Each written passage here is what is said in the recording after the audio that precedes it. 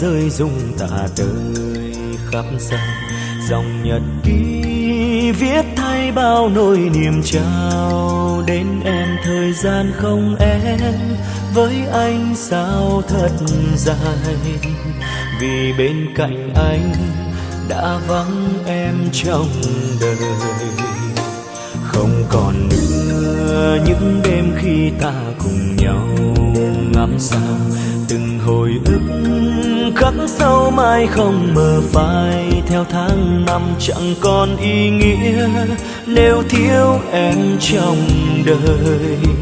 Lặng thầm trong đêm anh nhớ em vô cùng. Người ra đi nhớ thương theo anh cùng đến. Vì sao thế em hỡi cất bước quay lưng mà đi, để mình anh cô đơn riêng mang ấm thầm lặng lẽ.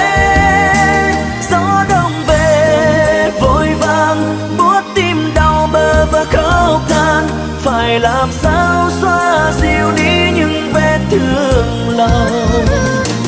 Dòng nhật ký này đã ướt đẫm phai phôi, vì anh đã tuôn rơi trên đây bao nhiêu là giọt nước mắt.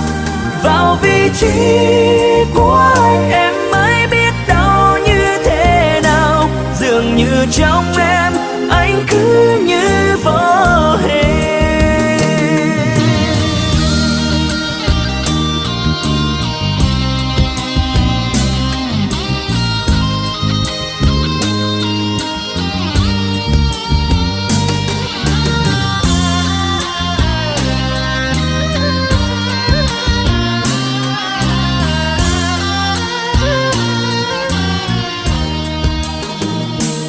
Không còn nữa những đêm khi ta cùng nhau ngắm sao, từng hồi ức khắc sâu mãi không mờ phai. Theo tháng năm chẳng còn ý nghĩa nếu thiếu em trong đời. Lặng thầm trong đêm anh nhớ thương em vô cùng. Người ra đi nhớ thương theo anh cùng đến. Vì sao thế em hỡi cất bước quay lưng mà đi, để mình anh cô đơn riêng mang ấm thầm lặng lẽ. Gió đông về vội vàng buốt tim đau bơ vơ khóc than, phải làm sao xóa dịu đi những vết thương lòng. Dòng nhật ký này đã ướt đẫm phai phôi, vì anh đã tuôn rơi trên đây bao nhiêu là giọt nước mắt. Vào vị trí của anh em mới biết đau như thế nào, dường như trong em anh cứ như vô hình.